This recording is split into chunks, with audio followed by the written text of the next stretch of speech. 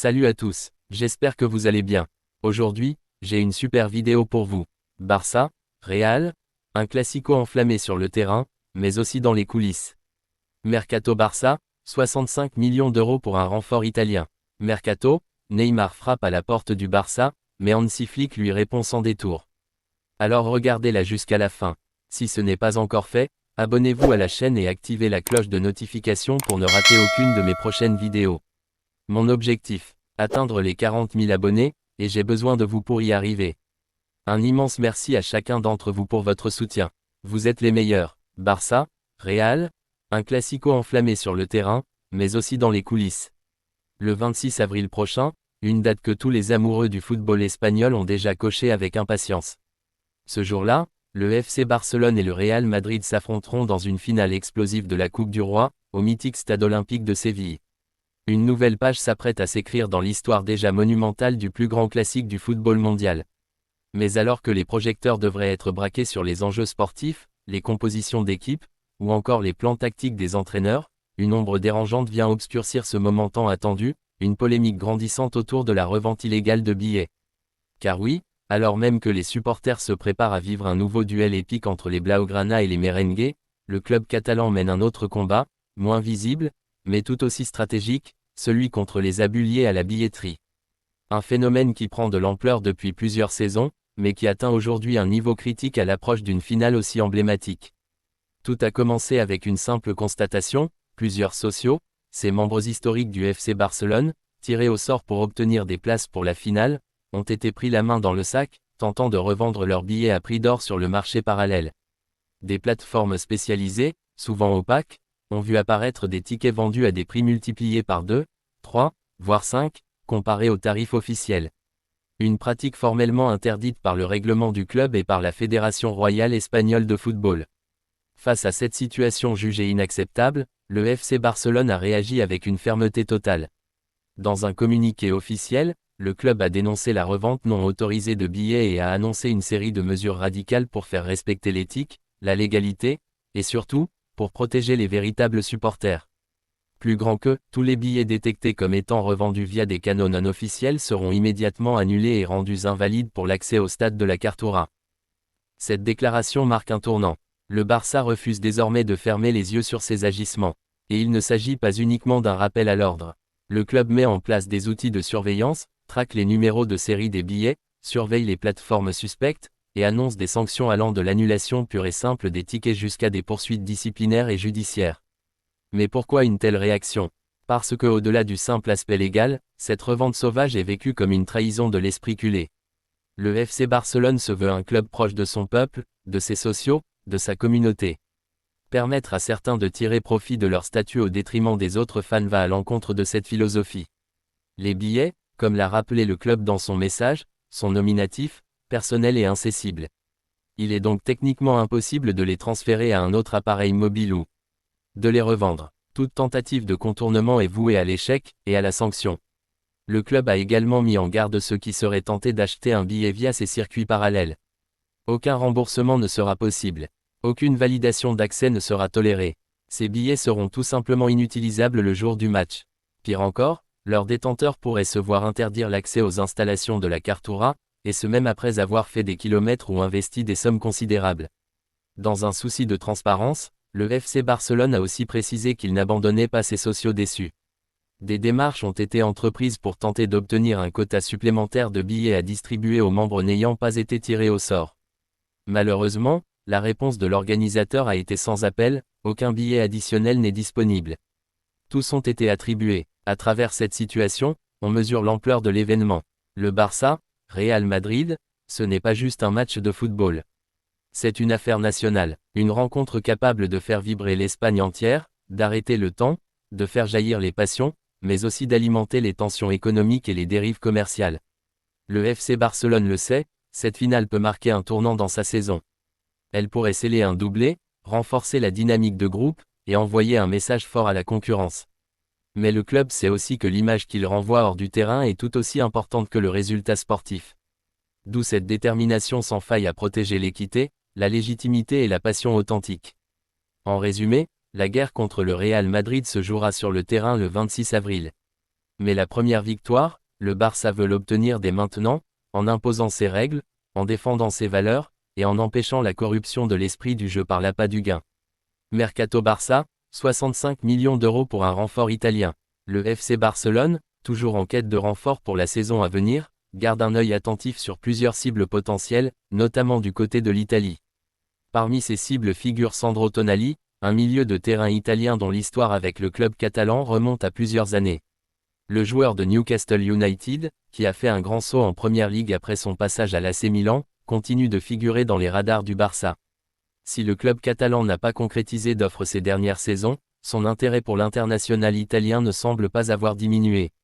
En fait, il est possible que Tonali devienne une opportunité en or pour le FC Barcelone, notamment dans le cadre d'une quête de renfort au milieu de terrain. Un passé de négociation raté, l'offre de 65 millions d'euros. L'histoire entre le FC Barcelone et Sandro Tonali commence dès 2020, alors que le jeune joueur évoluait encore au sein de Brescia. À ce moment-là, le Barça s'était montré particulièrement intéressé par ses services et avait formulé une offre ambitieuse pour tenter de s'attacher ses talents. Selon les déclarations de Massimo Cellino, alors président de Brescia, le club catalan avait proposé la somme importante de 65 millions d'euros. À cette offre s'ajoutaient deux jeunes joueurs, chacun évalué à 7,5 millions d'euros, pour compléter la transaction. Cette proposition semblait solide, mais en dépit de son intérêt manifeste, le Barça n'a pas réussi à convaincre les dirigeants de Brescia. Cellino avait alors expliqué qu'Antonio Tonali, bien qu'attiré par de nombreuses propositions, n'était pas intéressé par une aventure en France avec le Paris Saint-Germain et préférait rester en Italie ou rejoindre un autre club de Serie A comme l'Inter Milan ou la Juventus.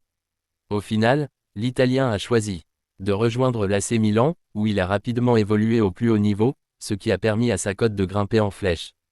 Cela dit, l'histoire avec le Barça ne s'est pas terminée là, et bien que le club ait finalement dû se tourner vers d'autres options, l'intérêt de longue date du club catalan pour Tonali n'a jamais disparu. Sandro Tonali, un transfert manqué mais un intérêt qui perdure. L'échec des négociations de 2020 n'a pas signifié la fin de l'histoire entre Sandro Tonali et le FC Barcelone. Bien que le joueur ait poursuivi son ascension en Serie A, le club catalan n'a jamais complètement abandonné l'idée de l'attirer un jour dans ses rangs. Après son passage remarqué à l'AC Milan, Tonali a franchi un nouveau cap en rejoignant Newcastle United lors du marché des transferts de l'été 2023. Sa performance en Première Ligue, notamment lors de sa première saison, a fait de lui l'un des milieux de terrain les plus en vue d'Angleterre, et de nombreuses rumeurs ont circulé à propos d'un potentiel départ. Cependant, le FC Barcelone semble toujours intéressé par l'Italien, bien que son statut à Newcastle et ses performances actuelles rendent l'opération plus compliquée. L'opportunité de renforcer l'entrejeu du Barça. Aujourd'hui, le FC Barcelone a des raisons de se tourner à nouveau vers Sandro Tonali. Le milieu de terrain, sous contrat avec Newcastle jusqu'en 2028, a démontré ses qualités dans un environnement exigeant comme celui de la Première Ligue, et son profil pourrait parfaitement correspondre aux besoins du Barça. Le club catalan, qui traverse une phase de reconstruction et de renforcement de son équipe, cherche un milieu de terrain capable d'apporter à la fois créativité, rigueur défensive et maturité à son équipe. Le système de jeu du Barça, qui privilégie la possession et une circulation rapide du ballon, correspond parfaitement aux caractéristiques de Tonali. Tonali, avec son intelligence de jeu et sa capacité à casser les lignes adverses, serait un renfort précieux pour le FC Barcelone. De plus, son expérience internationale, notamment avec la sélection italienne, pourrait permettre au Barça d'apporter une dimension supplémentaire à son jeu. Sa polyvalence au milieu de terrain, capable de jouer à la fois en tant que regista, meneur de jeu, ou dans un rôle plus défensif, en ferait un atout de taille pour le futur entraîneur du Barça. Cependant, le club catalan doit encore résoudre plusieurs défis pour concrétiser ce rêve. Les obstacles financiers, un défi pour le Barça. Comme beaucoup d'autres grands clubs européens, le FC Barcelone fait face à des contradictions financières qui compliquent ses ambitions sur le marché des transferts. Bien que le Barça soit un club prestigieux, sa gestion des finances a été difficile ces dernières saisons, et l'équipe devra vendre ou se séparer de certains joueurs pour dégager les fonds nécessaires à l'acquisition d'un Tonali. Le joueur de Newcastle est un atout précieux, et son prix pourrait représenter un investissement considérable pour le club. De plus, les salaires élevés en Première Ligue et l'intérêt de clubs comme le PSG ou la Juventus, qui suivent également de près la situation de Tonali, compliquent davantage les choses. L'opération ne sera pas facile à réaliser pour le Barça, et l'éventuelle offre devra être à la hauteur des attentes de Newcastle. Cependant, Le club catalan pourrait jouer sur la compétition internationale en espérant que le joueur soit attiré par le projet sportif ambitieux du Barça, notamment avec une équipe en reconstruction autour de jeunes talents. Tonali et le FC Barcelone, une opportunité en or. Dans l'ensemble, l'opportunité d'attirer Tonali au Barça reste une possibilité intéressante, mais qui nécessitera des démarches précises. Le milieu de terrain est un secteur clé pour le FC Barcelone, et l'arrivée d'un joueur aussi talentueux et polyvalent que Sandro Tonali offrirait au club une solution de qualité à long terme. Bien que le joueur soit encore sous contrat avec Newcastle pour plusieurs années, des discussions pourraient bien avoir lieu cet été, notamment si la situation financière du club le permet. Il ne fait aucun doute que Tonali reste une priorité pour le FC Barcelone, bien que la concurrence pour ses services soit féroce. Le Barça devra sans aucun doute négocier avec habileté et faire preuve de stratégie pour convaincre Newcastle de se séparer de son précieux milieu de terrain. Les mois à venir seront décisifs pour voir si ce transfert finira par se concrétiser, mais une chose est certaine, le nom de Sandro Tonali ne disparaîtra pas de sitôt des rumeurs du marché des transferts du FC Barcelone. Mercato, Neymar frappe à la porte du Barça, mais Hansi Flick lui répond sans détour. Le mercato d'été 2024 s'annonce déjà palpitant pour le FC Barcelone, avec des discussions qui s'ouvrent et des rebondissements en perspective. Pourtant, l'un des noms les plus étonnants à apparaître dans les rumeurs n'est autre que celui de Neymar Jr., l'attaquant brésilien qui a fait ses débuts européens au Barça avant de faire ses valises pour le Paris Saint-Germain en 2017. 7 ans après son départ, Neymar semble être prêt à faire marche arrière et à revenir en Catalogne, là où il avait marqué l'histoire, aux côtés de Messi et Suarez, dans une équipe qui a écrit certaines des plus belles pages du football européen. Alors que la Saudi Pro League attire de plus en plus de talents européens et que Neymar s'y est installé l'été dernier en rejoignant Al Hilal, son avenir semble aujourd'hui incertain. À 32 ans, Neymar se trouve dans une phase de transition de carrière, marquée par une longue blessure au ligament croisé du genou qui l'a tenu à l'écart des terrains depuis octobre 2023. Mais Neymar ne semble pas avoir dit son dernier mot sur la scène européenne. Son contrat avec le club saoudien court jusqu'en juin 2025, mais selon plusieurs sources proches du dossier, le joueur brésilien aurait l'intention de quitter l'Arabie saoudite plus tôt que prévu. Son regard se tourne donc une nouvelle fois vers l'Europe. Et quoi de plus naturel que de vouloir revenir au Barça, club où il a écrit une page de son histoire. Neymar s'offre sur un plateau au Barça, une proposition surprise. En dépit de ses dernières saisons marquées par des blessures et une certaine instabilité sur et en dehors du terrain, Neymar n'a pas oublié ses racines barcelonaises. Il sait que le Barça cherche un joueur capable de dynamiser son attaque sur le flanc gauche, notamment après le départ de Dembélé et les incertitudes entourant les performances de certaines recrues estivales. Neymar, toujours aussi charismatique et influent, semble s'être proposé au club catalan, selon les informations du journaliste espagnol Gérard Romero. Il aurait exprimé clairement son envie de revenir au Camp Nou cet été, en offrant ses services aux dirigeants barcelonais pour renforcer l'effectif. Ce retour éventuel aurait du sens pour plusieurs raisons. D'un côté, Neymar possède l'expérience nécessaire, après avoir joué au plus haut niveau avec le PSG et en sélection brésilienne. D'un autre côté, il connaît parfaitement l'environnement du club, la culture et les attentes des supporters. L'idée de revenir à la maison, après une expérience moins glorieuse à Paris, pourrait représenter une nouvelle chance de briller sur la scène européenne et de redorer son image après plusieurs années sous les projecteurs du PSG. Le timing semblait donc idéal, tant pour le joueur que pour le club catalan, à la recherche d'un renfort offensif. Mais alors, pourquoi une telle proposition n'a-t-elle pas été immédiatement acceptée par les responsables du Barça? La réponse sans détour de Hansi Flick, un refus catégorique. Hansi Flick, l'entraîneur du FC Barcelone, a pris rapidement la parole pour mettre les choses au clair.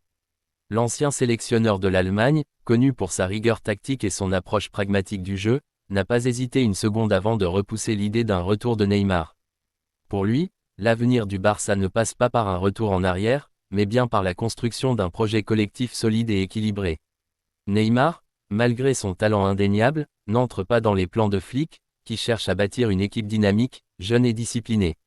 Ce refus ne fait que confirmer la nouvelle direction du club sous l'ère Flick, une équipe moins dépendante de la starification des joueurs, davantage tournée vers un projet collectif, où l'équilibre de l'équipe et l'engagement sur le terrain priment avant tout. Neymar, avec ses antécédents de blessures et ses diverses controverses médiatiques, n'incarne plus la philosophie d'un FC Barcelone en quête de renouveau. Le Barça, après des années de galère, veut enfin remettre l'accent sur l'équipe plutôt que sur l'individualité. Ce choix de Flick s'inscrit également dans une logique sportive.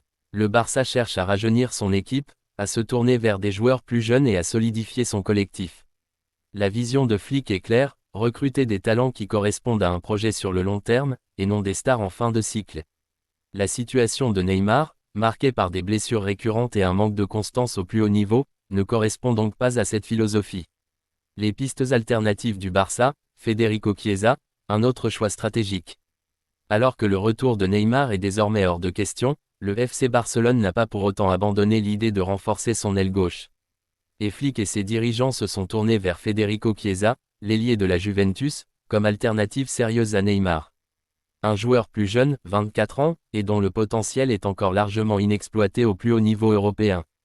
Chiesa, avec son énergie débordante, sa rapidité et ses capacités techniques, serait un renfort de qualité pour l'attaque barcelonaise. Le Barça semble avoir déjà pris contact avec l'agent de Chiesa, qui a laissé entendre que son joueur serait intéressé par un transfert vers la Catalogne. Selon des informations fiables provenant de Fabrizio Romano, la Juventus attend une offre officielle du Barça, bien que les discussions soient encore en cours. Il est clair que Chiesa pourrait parfaitement s'intégrer dans le système de Flick, et ce dernier apprécierait probablement son éthique de travail et sa capacité à s'adapter à un projet collectif ambitieux. Le mercato du Barça, une reconstruction méthodique et ambitieuse. Ce refus catégorique de Neymar s'inscrit dans une démarche plus large du FC Barcelone, celui d'une reconstruction réfléchie et ambitieuse. L'équipe de Flick, bien qu'encore en pleine évolution, a déjà montré des signes prometteurs. Le club catalan mise sur des jeunes joueurs talentueux, sur une équipe solidaire et déterminée, prête à se relever après des années de turbulence. Le départ de certaines grandes figures comme Messi et la reconstruction autour de jeunes talents ont redéfini l'identité du club. Le mercato estival 2024 sera crucial pour le Barça, qui devra faire preuve de stratégie et de vision à long terme pour se renforcer sans pour autant s'égarer dans la quête de stars vieillissantes. Neymar, malgré son talent incontestable, ne fait pas partie de cette vision. En conclusion, si Neymar a tenté sa chance et rêvé d'un retour au Barça, il faudra désormais se faire à l'idée que son avenir ne passera pas par la Catalogne. L'équipe de Hansi Flick est tournée vers l'avenir, et avec des noms comme Chiesa dans les tuyaux, le Barça s'apprête à passer à une autre étape de sa reconstruction. Les culés peuvent désormais se concentrer sur les nouveaux défis à venir, avec l'ambition de retrouver la gloire en Europe et de redonner à leur équipe le prestige qu'elle mérite.